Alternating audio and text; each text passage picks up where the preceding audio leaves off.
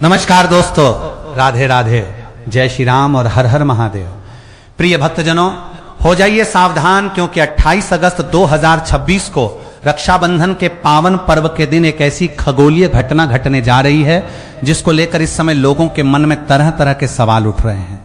साल 2026 का ये चंद्र ग्रहण इसलिए भी खास माना जा रहा है क्योंकि जिस दिन देश भर में भाई बहन के प्रेम का पवित्र पर्व रक्षाबंधन मनाया जाएगा, उसी दिन आसमान में चंद्र ग्रहण की घटना घटित होगी। अब यहाँ पर बहुत सारे लोगों के मन में एक ही सवाल है कि आखिर 28 अगस्त को चंद्र ग्रहण कितने बजे लगेगा?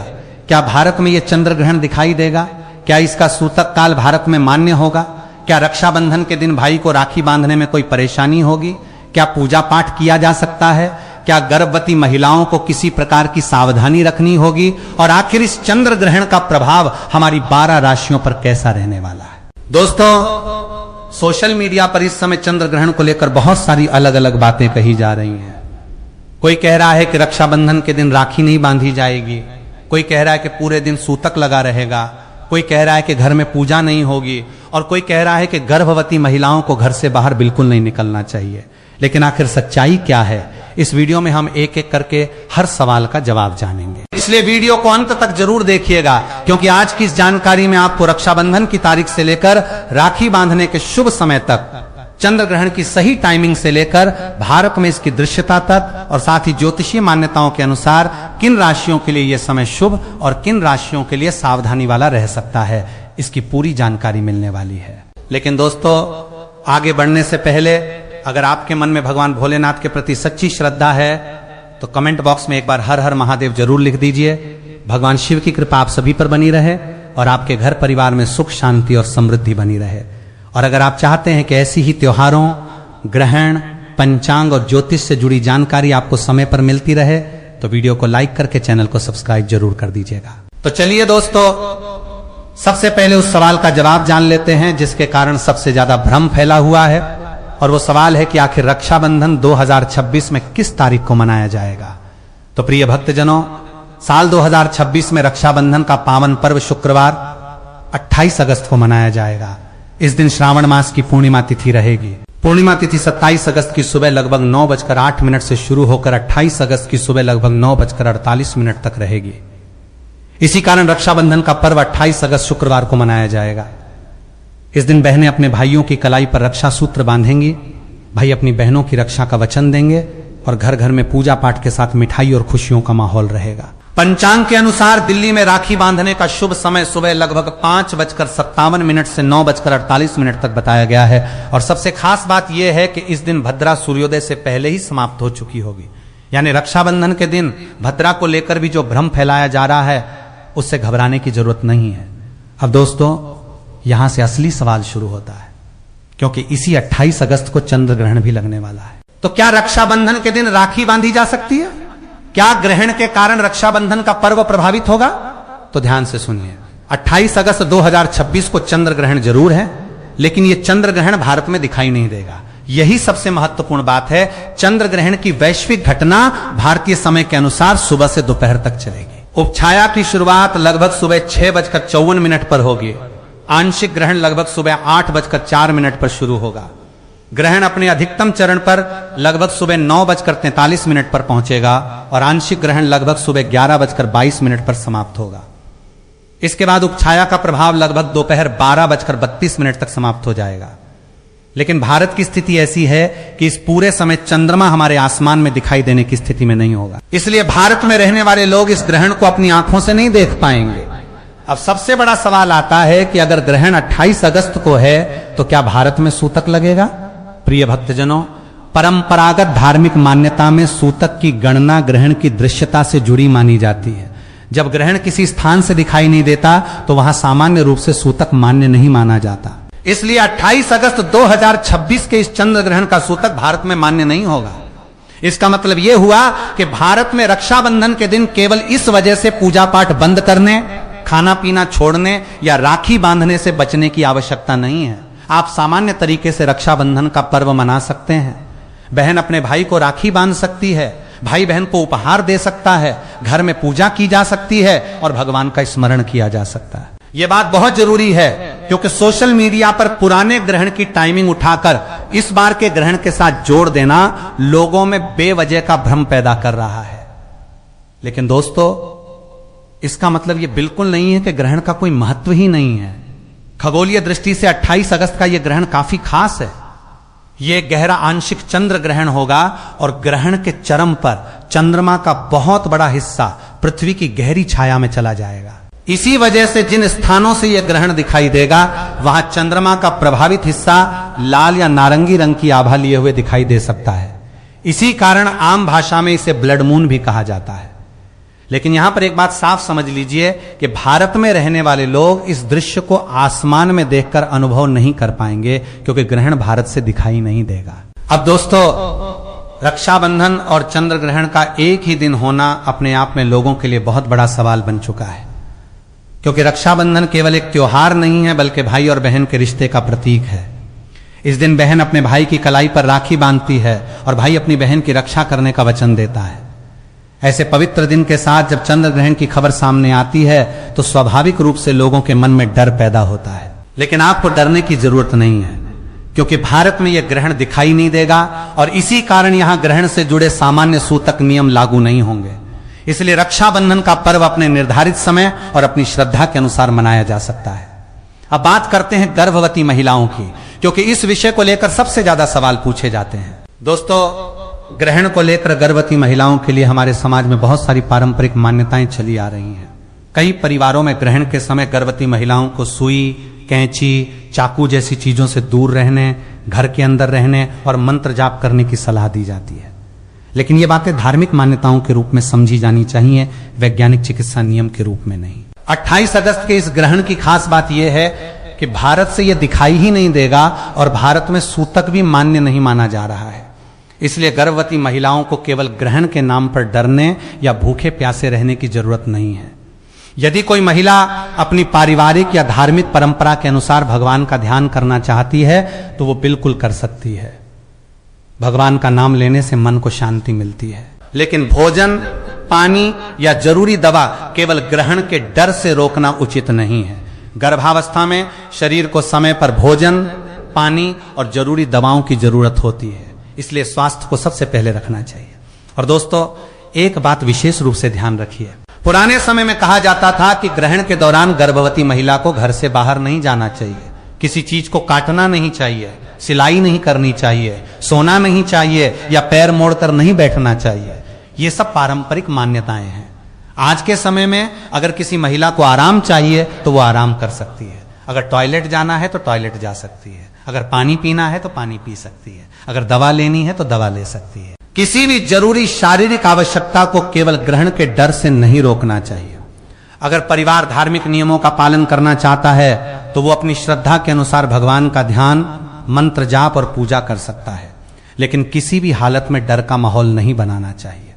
अब दोस्तों, रक्षाबंधन के दिन क्या खाना चाहिए और क्या नहीं खाना चाहिए, इस सवाल का जवाब भी बहुत लोग जानना चाहते हैं। क्योंकि इस बार चंद्र ग्रहण होने के कारण लोग सोच रहे हैं कि क्या सुबह से ही भोजन बंद कर देना चाहिए। लेकिन भारत में इस ग्रहण का सूतक मान्य नहीं है, इसलिए भोजन को लेकर ग्रहण के नाम पर कोई विशेष रोक नहीं है। आप अपने घर की परंपरा के अनुसार भोजन कर सकते हैं। रक्षाबंधन के दिन व्रत रखने वाले लोग अपनी धार्मिक परंपरा के अनुसार व्रत रख सकते हैं और जो लोग व्रत नहीं रखते वे सामान्य भोजन कर सकते हैं। बच्चों, बुजुर्गों, गर्भवती महिलाओं और बीमार लोगों को तो विशेष रूप से अपनी जरूरत के अनुसार भोजन और पानी लेना चाहिए। अब दोस्तों, बहुत से लोग पूछ रहे हैं कि क्या 28 अगस्त को घर में पूजा कर सकते हैं, क्या भगवान को भोग लगा सकते हैं, क्या राखी बांधने से पहले भगवान की पूजा कर सकते हैं? तो बिल्कुल कर सकते हैं, क्योंकि भारत में यह चंद्र ग्रहण दिखाई नहीं दे रहा है और सूतक मान्य नहीं है। आप सुबह उठकर स्नान करें, अपने घर के पूजा स्थान की सफाई करें, भगवान की पूजा करें, अपने भाई की लंबी उम्र और सुख समृद्धि के लिए प्रार्थना करें और फिर शुभ समय में राखी बांधें। अगर आपकी पारिवारिक परंपरा में भाई को तिलक लगाकर आरती करने की परंपरा है तो वो भी कर सकते हैं। इस दिन भगवान विष्णु, भगवान शिव, माता लक्ष्मी और अपने कुल देवता का स्मरण करना शुभ माना जाता है। अब दोस्तों, बात करते हैं उस हिस्से की जिसका इंतजार सबसे ज्यादा लोग कर रहे हैं, और वो है चंद्र ग्रहण का 12 राशियों पर प्रभाव। यहां पर मैं एक बात पहले ही साफ कर देना चाहता हूं कि राशियों पर ग्रहण के प्रभाव की बातें ज्योतिषीय मान्यताओं पर आधारित होती हैं।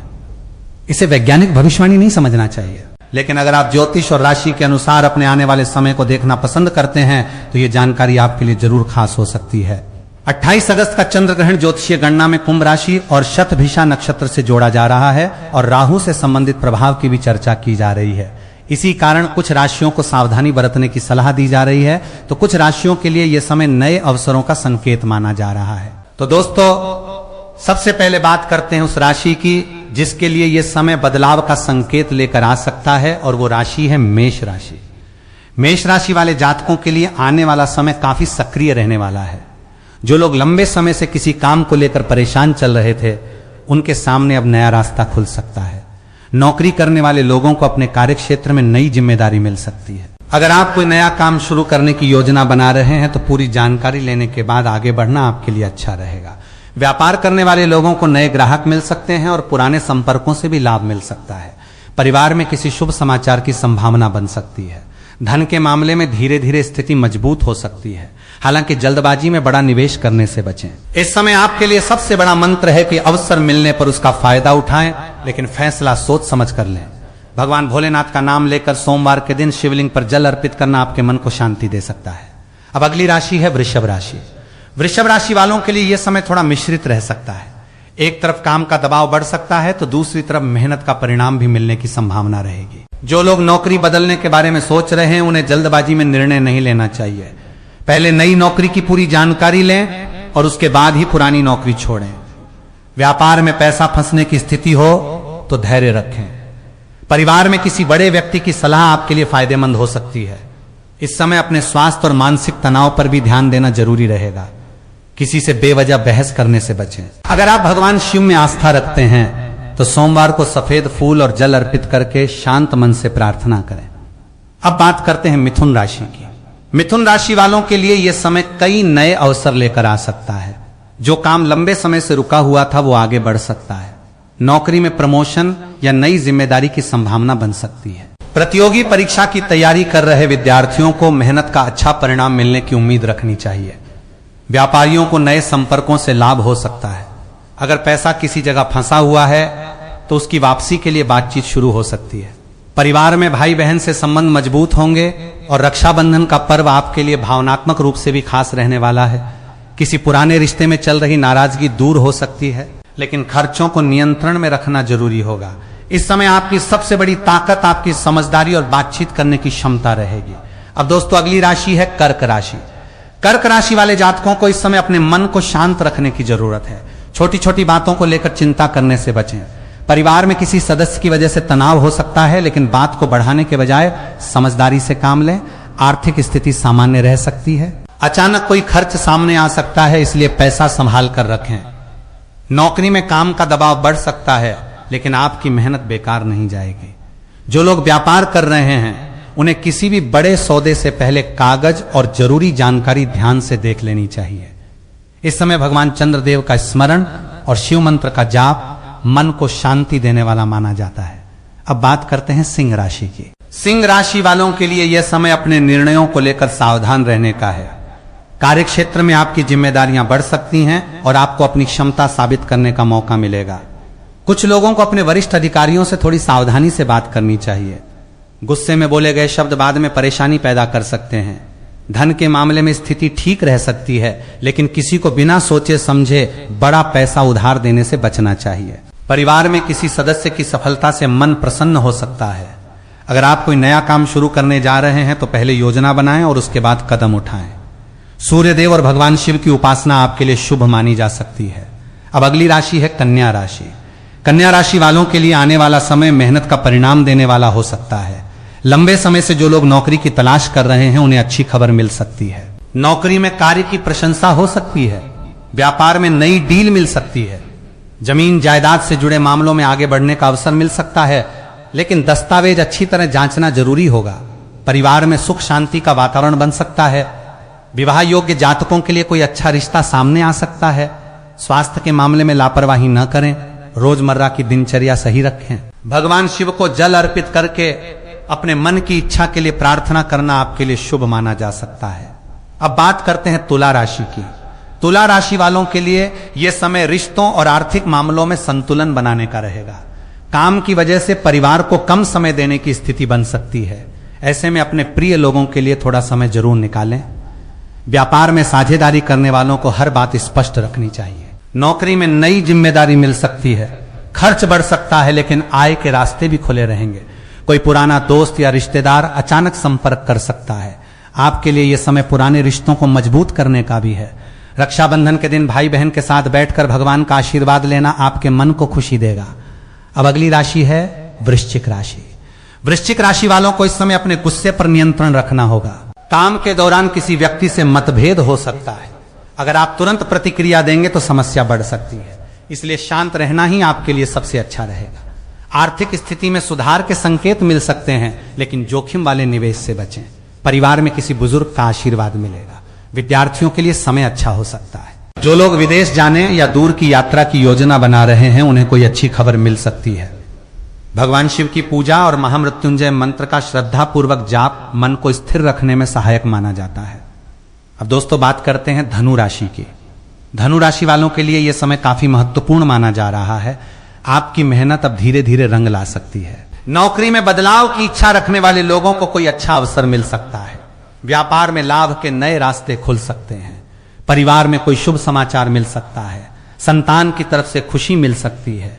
आर्थिक स्थिति मजबूत होने की संभावना है, लेकिन पैसा आते ही अनावश्यक खर्च करने से बचें। सामाजिक जीवन में आपकी प्रतिष्ठा बढ़ सकती है। किसी पुराने विवाद का समाधान निकल सकता है। अगर आप लंबे समय से किसी काम के लिए प्रयास कर रहे हैं तो अब उस दिशा में तेजी आ सकती है। भगवान शिव का ध्यान आपके लिए शुभ माना जा सकता है। अब बात करते हैं मकर राशि की। मकर राशि वालों के लिए यह समय बहुत सोच समझकर आगे बढ़ने का है। काम में मेहनत ज्यादा करनी पड़ सकती है, लेकिन उसका परिणाम भी मिलेगा। पैसा आने के साथ साथ खर्च भी बढ़ सकता है, इसलिए बजट बनाकर चलना जरूरी रहेगा। किसी व्यक्ति पर आंख बंद करके भरोसा करने से बचें। अगर कोई बड़ा कागजी काम करने जा रहे हैं तो हर दस्तावेज पढ़कर ही हस्ताक्षर करें। नौकरी में आपकी जिम्मेदारी बढ़ सकती है। परिवार में कोई व्यक्ति आपसे सलाह मांग सकता है। वैवाहिक जीवन में छोटी छोटी बातों को लेकर तनाव पैदा न होने दें। भगवान शिव को जल अर्पित करना और शांत मन से प्रार्थना करना आपके लिए अच्छा माना जाता है। अब अगली राशि है कुंभ राशि। और दोस्तों, ज्योतिषीय मान्यताओं में यह राशि इस चंद्र ग्रहण से विशेष रूप से जुड़ी हुई मानी जा रही है, क्योंकि ग्रहण का संबंध कुंभ राशि से बताया जा रहा है। इसलिए कुंभ राशि वालों को इस समय अपने मन और अपनी भावनाओं पर विशेष ध्यान देना चाहिए। कुछ लोगों के लिए यह समय जीवन में बड़ा बदलाव लेकर आ सकता है। पुरानी सोच छोड़कर नई दिशा में आगे बढ़ने का मौका मिल सकता है। नौकरी में बदलाव हो सकता है। व्यापार में नई योजना बन सकती है, लेकिन भावनाओं में आकर कोई बड़ा निर्णय न लें। रिश्तों में गलतफहमी हो तो बातचीत से हल निकालें। आर्थिक मामलों में किसी पर बहुत ज्यादा निर्भर न रहें। अपने स्वास्थ्य और आराम का भी ध्यान रखें। भगवान शिव का ध्यान करें और सोमवार को शिवलिंग पर जल चढ़ाकर मन में सकारात्मक विचार रखें। अब बात करते हैं मीन राशि की। मीन राशि वालों के लिए यह समय अपने मन को मजबूत रखने का है। काम में बदलाव आ सकता है और आपको नई जिम्मेदारी मिल सकती है। कुछ लोगों को करियर में आगे बढ़ने का मौका मिलेगा। धन के मामले में स्थिति सामान्य से बेहतर हो सकती है, लेकिन किसी भी लालच में आकर जोखिम वाला निवेश न करें। परिवार के साथ समय बिताएं। अगर किसी अपने से नाराजगी चल रही है तो रक्षाबंधन का दिन रिश्ते सुधारने का अच्छा अवसर हो सकता है। विद्यार्थियों को अपनी पढ़ाई पर ध्यान देना चाहिए। जो लोग आध्यात्मिक कार्यों में रुचि रखते हैं उनके लिए यह समय मन को भगवान की तरफ लगाने वाला हो सकता है। तो दोस्तों, इस तरह 12 राशियों के लिए यह चंद्र ग्रहण अलग अलग संकेत लेकर आ रहा है। किसी के लिए यह समय नए अवसर का संकेत है, किसी के लिए सावधानी का, और किसी के लिए अपने जीवन की पुरानी गलतियों को सुधारने का। लेकिन दोस्तों, एक बात हमेशा याद रखिए कि केवल राशि के आधार पर अपने जीवन का कोई बड़ा फैसला नहीं लेना चाहिए। राशिफल ज्योतिषीय मान्यताओं का हिस्सा है और वास्तविक जीवन में आपकी मेहनत, आपका निर्णय और आपकी परिस्थितियां सबसे ज्यादा महत्वपूर्ण होती हैं। अब दोस्तों, जैसा कि मैंने आपसे कहा था कि इस चंद्र ग्रहण के दिन कौन से छोटे छोटे उपाय किए जा सकते हैं, वो भी आपको जरूर बताऊंगा। हालांकि भारत में यह ग्रहण दिखाई नहीं देगा और सूतक भी मान्य नहीं होगा, फिर भी जो लोग ग्रहण के आध्यात्मिक महत्व को मानते हैं वे अपनी श्रद्धा के अनुसार भगवान का स्मरण कर सकते हैं। सबसे आसान उपाय है कि भगवान शिव के सामने बैठकर ता नमः शिवाय मंत्र का जाप करें। आप अपनी सुविधा के अनुसार 108 बार या जितना संभव हो उतना जाप कर सकते हैं। भगवान चंद्रदेव को मन में प्रणाम करें और अपने परिवार की सुख शांति के लिए प्रार्थना करें। अगर आपके घर में शिवलिंग है तो सामान्य पूजा करें और जल अर्पित करें। अगर शिव मंदिर जाना संभव हो तो सोमवार के दिन मंदिर जाकर जल चढ़ाएं। किसी गरीब या जरूरतमंद व्यक्ति को भोजन कराना, कपड़े देना या अपनी क्षमता के अनुसार सहायता करना भी पुण्य का काम माना गया है। और दोस्तों, रक्षाबंधन के दिन एक बहुत सुंदर उपाय आप अपने घर में कर सकते हैं। जब बहन अपने भाई को राखी बांधे तो उससे पहले भगवान के सामने दीपक जलाएं।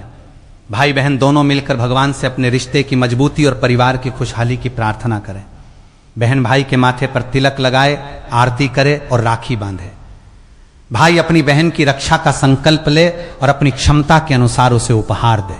यह केवल एक रस्म नहीं बल्कि भाई बहन के रिश्ते में प्रेम और विश्वास को मजबूत करने का सुंदर अवसर है।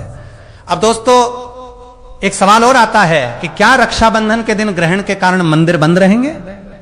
भारत में ग्रहण दिखाई नहीं देने की वजह से ऐसा कोई सामान्य ग्रहण सूतक नियम लागू नहीं होगा। हालांकि अलग अलग मंदिरों की अपनी स्थानीय परंपरा हो सकती है, इसलिए अगर आपके क्षेत्र के किसी विशेष मंदिर ने कोई अलग व्यवस्था बताई हो तो वहां की व्यवस्था को मानना उचित रहेगा। लेकिन आम परिवार के स्तर पर इस ग्रहण की वजह से रक्षाबंधन की पूजा रोकने की जरूरत नहीं है। और हां दोस्तों, सोशल मीडिया पर अगर आपको कोई यह कहता हुआ मिले कि 28 अगस्त को सुबह से भारत में 9 घंटे का सूतक लग जाएगा, खाना बनाना बंद कर देना है, राखी नहीं बांधनी है या गर्भवती महिलाओं को पूरे दिन कमरे में बंद रहना है, तो ऐसी बातों को बिना जांचे आगे मत बढ़ाइए। क्योंकि इस बार सबसे महत्वपूर्ण तथ्य यही है कि 28 अगस्त का चंद्र ग्रहण भारत से दिखाई नहीं देगा, इसलिए भारत में सूतक मान्य नहीं माना जा रहा है। प्रिय भक्तजनों, रक्षाबंधन का पर्व प्रेम का पर्व है, इसलिए इस दिन डर नहीं बल्कि खुशी का वातावरण होना चाहिए। बहनें अपने भाइयों की लंबी उम्र की प्रार्थना करें, भाई अपनी बहनों की रक्षा और सम्मान का संकल्प लें और पूरा परिवार भगवान का आशीर्वाद ले। चंद्र ग्रहण एक खगोलीय घटना है और वैज्ञानिक दृष्टि से इसका अपना महत्व है। वहीं हमारे धार्मिक जीवन में ग्रहण से जुड़ी अपनी परंपराएं हैं। दोनों बातों को समझना और बिना डर के सही जानकारी लोगों तक पहुंचाना बहुत जरूरी है। और दोस्तों, अगर आप चाहते हैं कि आपके घर में सुख शांति बनी रहे तो रक्षाबंधन के दिन घर की साफ सफाई जरूर करें, पूजा स्थान को साफ रखें, घर के बड़े बुजुर्गों का आशीर्वाद लें। बहन अपने भाई की कलाई पर राखी बांधने के बाद भगवान से प्रार्थना करे कि भाई के जीवन में किसी प्रकार का संकट ना आए। भाई भी अपनी बहन के जीवन में सुख, समृद्धि और सफलता की कामना करे। अगर परिवार में किसी व्यक्ति से लंबे समय से मनमुटाव चल रहा है तो इस दिन उस रिश्ते को सुधारने की कोशिश जरूर करें, क्योंकि त्योहारों का असली अर्थ केवल पूजा और मिठाई नहीं बल्कि रिश्तों में प्रेम वापस लाना भी है। अब अंत में उन 6 राशियों की बात कर लेते हैं जिन्हें ज्योतिषीय मान्यताओं के अनुसार इस समय विशेष रूप से सकारात्मक अवसर मिलने की संभावना बताई जा रही है। मेष, मिथुन, कन्या, धनु, मकर और मीन राशि के जातकों के लिए यह समय कई मामलों में आगे बढ़ने का संकेत दे सकता है। लेकिन इसका अर्थ यह बिल्कुल नहीं है कि बाकी राशियों के लिए समय खराब है। हर राशि के लिए कुछ अच्छा और कुछ सावधानी वाला पक्ष होता है, इसलिए किसी भी राशि वाले व्यक्ति को डरने की जरूरत नहीं है। अगर समय अच्छा है तो मेहनत बढ़ाइए और अगर समय थोड़ा चुनौतीपूर्ण है तो धैर्य रखिए। यही जीवन का सबसे बड़ा नियम है। मेष राशि वालों के लिए धन और करियर से जुड़े नए अवसर, मिथुन राशि वालों के लिए नौकरी और रुके हुए कामों में गति, कन्या राशि वालों के लिए विरोधियों पर विजय और कार्यक्षेत्र में सुधार, धनु राशि वालों के लिए सम्मान और आर्थिक स्थिति में मजबूती, मकर राशि वालों के लिए नई जिम्मेदारियां और करियर में बदलाव तथा मीन राशि वालों के लिए नई दिशा और मानसिक शांति के संकेत माने जा रहे हैं। लेकिन फिर से कहूंगा कि ये ज्योतिषीय मान्यताएं हैं, इन्हें निश्चित भविष्यवाणी न माने। और दोस्तों, अगर आप चंद्र ग्रहण के दिन भगवान का कोई सरल मंत्र करना चाहते हैं तो शांत मन से नमः शिवाय का जाप कर सकते हैं। भगवान चंद्रदेव को प्रणाम करके अपने मन की चिंता भगवान के चरणों में रख सकते हैं। किसी जरूरतमंद व्यक्ति को भोजन करा सकते हैं, किसी गरीब बच्चे की पढ़ाई में सहायता कर सकते हैं, माता पिता का आशीर्वाद ले सकते हैं। और सबसे जरूरी बात, किसी के साथ गलत व्यवहार न करें, क्योंकि पूजा पाठ के साथ अच्छा व्यवहार और अच्छे कर्म भी उतने ही जरूरी हैं। प्रिय भक्तजनों, 28 अगस्त 2026 का दिन इसलिए याद रखा जाएगा क्योंकि एक तरफ पूरे देश में भाई बहन के प्रेम का पवित्र पर्व रक्षाबंधन मनाया जाएगा और दूसरी तरफ आसमान में एक गहरा आंशिक चंद्र ग्रहण घटित होगा। लेकिन भारत के लोगों के लिए सबसे बड़ी राहत की बात यही है कि यह ग्रहण भारत में दिखाई नहीं देगा और इसलिए भारत में इसका सूतक मान्य नहीं माना जाएगा। रक्षाबंधन का पर्व अपने शुभ समय के अनुसार मनाया जा सकेगा। बहनें अपने भाइयों को राखी बांध सकेंगी और परिवार में पूजा पाठ भी किया जा सकेगा। तो दोस्तों, अब आपके मन में 28 अगस्त 2026 को लेकर कोई भ्रम नहीं होना चाहिए। रक्षाबंधन शुक्रवार 28 अगस्त को ही मनाया जाएगा। पूर्णिमा तिथि 28 अगस्त की सुबह लगभग 9:48 तक रहेगी और दिल्ली के पंचांग के अनुसार राखी बांधने का समय सुबह 5:57 से 9:48 तक बताया गया है। भद्रा भी सूर्योदय से पहले समाप्त हो चुकी होगी। वहीं चंद्र ग्रहण की आंशिक अवस्था भारतीय समय के अनुसार सुबह लगभग 8:04 से 11:22 तक रहेगी, लेकिन भारत से यह ग्रहण दिखाई नहीं देगा। तो अगर आपके घर में